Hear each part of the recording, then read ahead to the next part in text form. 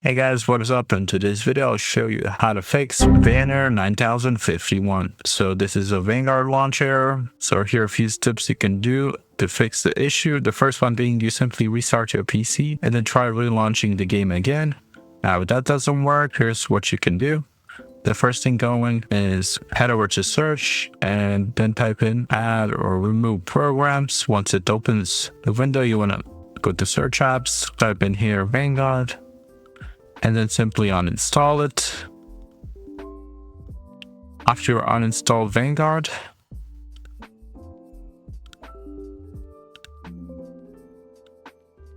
it will ask you, do you want to continue? Click yes.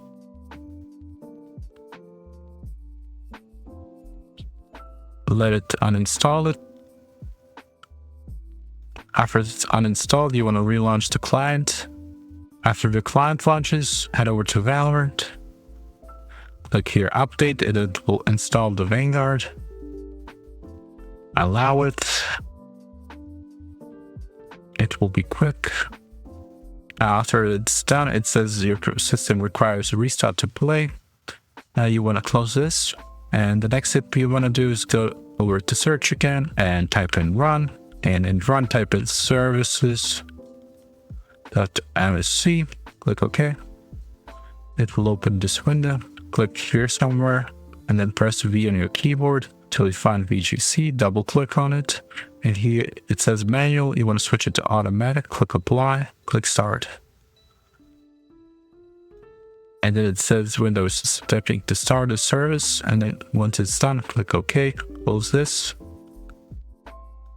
And after you're done that, you want to go back to search and type in system configuration.